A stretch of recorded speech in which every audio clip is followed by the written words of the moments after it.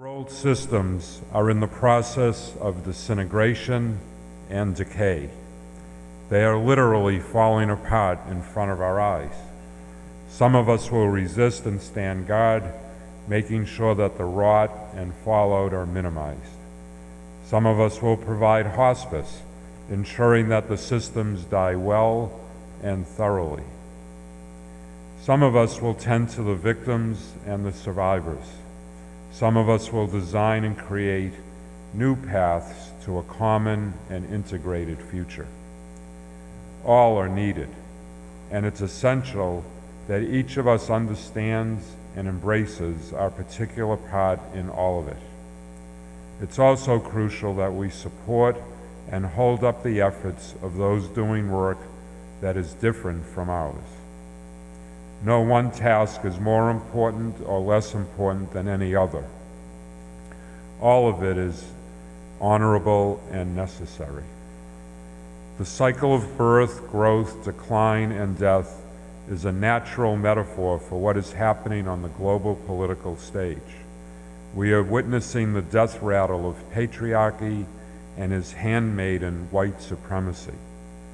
I suggest that rather than poke around in the gore and continually make ourselves sick from toxic exposure, we attend to our collective well-being, remembering to care for each other and for the earth, and to make art and love as we resist, mourn, heal, and build. We need every single one of us, those who revolt, those who restore, and those who dream and create the futures we're committed to. Let's refuse to be bamboozled and fascinated by the ongoing and seemingly relentless ugliness of oppression. Let's insist on remembering that we are all kin, and that repairing the world is both our birthright and our responsibility. We can and will do this. I know, for I have seen the future, and it includes all of us. Thank you, Sarah. That was beautiful. Good morning again. So I have a small confession to make as I start this sermon. This month's theme, which is worry, the practice of possibility, gives me a little bit of anxiety. It's not necessarily meant to be a joke, although it is kind of funny to say it out loud, but I am what you would call a worry wart. There is nothing that I can't somehow worry about. I spend an inordinate amount of time being anxious about my finances, about my parents' health, about this vocational calling that I'm entering, which I find very, very meaningful and also powerfully challenging. That is all just the beginning of my worry list. So in prepping this sermon, I worried that I wouldn't have anything helpful to say about worry. So after I worried about that for a while, I also realized that this weekend is Columbus Day, or Indigenous Peoples Day, as it is increasingly being known. And that brought another cascade of worry. Again, I told you I'm really good at this. So I thought, who am I as a white person to talk about Native Americans? How could I address the suffering that they've endured as a person who directly benefits from the actions of those who oppressed them? So as your ministerial intern, this is all learning for me, but I hope that it also provides some benefit to you. But before I allow myself to start worrying about that, let's talk about worry. Specifically, let's talk about worrying about privilege. So as many of you know, privilege is a hot button issue in our society today. Those of us who identify as white, cisgendered, which means we identify with the gender which we were born with, and able-bodied specifically, enjoy an inordinate amount of privilege in our society. We benefit from a system that prioritizes our needs and belonging over others. We are usually receiving better education. We usually make more money. We get better health care. We are less likely to be discriminated against by employers. We're not targeted by the criminal justice system. The list of privileges is long, and sometimes it seems that it grows longer every day. I also want to say, though, that this message is not a lecture about white privilege. There are many who are far better qualified than me in the fields of racial and identity justice to teach you about white privilege. What I want to do today is make space for the anxiety and fear and worry about our privilege that many of us are feeling these days. We as a culture don't make space for worry. Like Nathan said last week, what's the most unhelpful advice ever? Don't worry about it. And I believe many of us, myself included, were taught that worry is weakness, that anxiety makes us vulnerable. And our culture teaches us that we have to be strong and righteous, and most importantly, right. So the thought of being wrong or of having to change our view of the world is scary. So we banish worry and distract ourselves with our work, our phones, social media. But the thing is, the worry isn't banished, is it? It doesn't go away. It stays with us, banging around in our heads, making lots and lots of noise that only we can hear. So I have often felt isolated in my unexpressed anxiety about the privilege that I get as a white, well-educated, cisgendered woman. Grappling with one's own white privilege is really hard to do. It can bring up a lot of shame and a lot of guilt. And feeling shame is just as banished in this culture as feeling anxiety. They often go hand in hand. So I feel guilty in the knowledge that I can go to a store and be left alone while a black friend of mine is watched from the moment she walks in the door. I know that if I get pulled over for speeding, there's virtually no way that I will end up being shot during the encounter.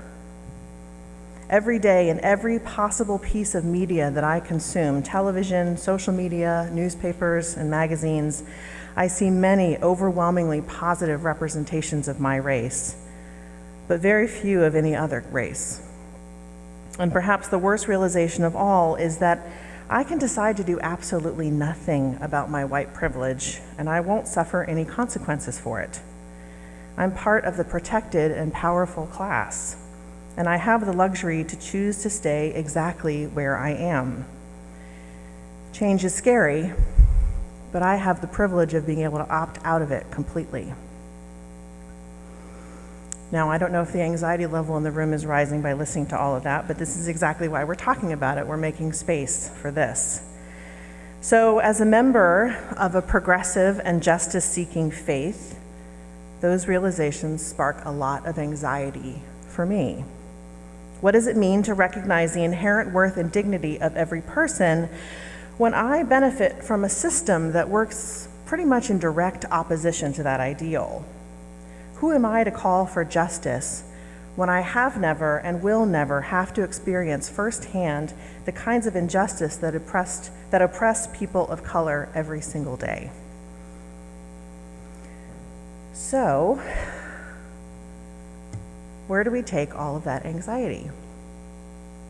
We certainly can't and shouldn't lay it at the feet of the people of color in our circles. They have no responsibility whatsoever to make us feel better about our privilege. And our fellow white people, well, it's an uncomfortable truth to talk about, isn't it?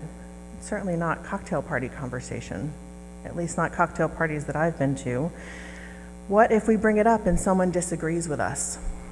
What if they're on the Make America Great Again bandwagon? What if we share our anxiety with another white person who's just not ready to hear it yet, who just hasn't gotten there and they can't face those truths for themselves? What if we make them uncomfortable? So therefore, this anxiety often stays inside of us, banging around in our heads and making tons of noise that only we can hear. Alongside that worry, there's a profound grief as well. A grief for what has been lost, now that the veil of privilege is being pulled away. This is perhaps the most worrying part for me, to be honest. I find that I need to make space to grieve my lost innocence about our country, the lost reassuring beliefs that the system works, that all will come out right in the end, that anyone who works hard enough and honestly enough will succeed. But it's not true. It's never been true. And we know it, but still we want to believe that it's true. We want to lean back into that belief like it's a comfortable chair. So reckoning with that loss, for me, is really a bitter pill to swallow. So I bring all this up here, not just to make you listen to my anxiety talking out loud, although that is part of it. I believe firmly that naming something out loud makes it real. It quiets the anxiety in our minds when we speak the truth out loud to others. Naming my shame and anxiety about white privilege in this space makes me feel a little less alone, more seen and more understood. Now, you may be sitting there disagreeing with every single thing I've just said, and that is completely your right. But I have spoken my truth out loud, and that has lightened my burden. In our reading, the educator and writer Akaya Winwood says, "Let's insist on remembering that we are all kin, and that repairing the world is both our birthright and our responsibility." We are all kin. We already know as Unitarian Universalists that we can't do this alone. We need each other. Our faiths are inextricably bound together. For me, that means that the future, our future, is on the other side of this anxiety that makes me feel alone. Grappling with my own privilege is actually part of the plan.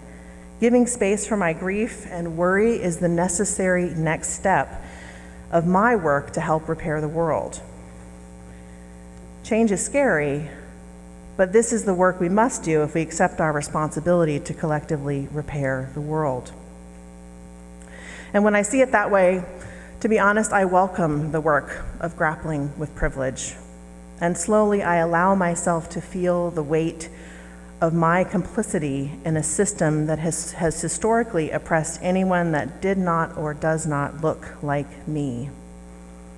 Because I believe that on the other side of that anxiety is where I will find the fuel to be an ally for those seeking justice and equality. Is this easy work? Hell no. It is difficult. It is very, very difficult, but it is the work. And it's easier to do with friends. So if you feel this anxiety that I've described in some way, shape, or form, I encourage you to seek out some of your white friends that you trust and talk about it. Don't let it bang around in your heads, making tons of noise that only you can hear. Share stories with others about what it feels like to pull back the veil of privilege. And in doing so, I invite you to engage your worries. Befriend your anxieties. They are not your enemy. They are trying to show you the way. They are there to be your teacher. If we let it, I believe that work can bring us together and lead us forward. And one day, hopefully in the not too distant future, I pray that it may lead us to that very just and peaceful future to which our faith is calling all of us. May it be so. Amen.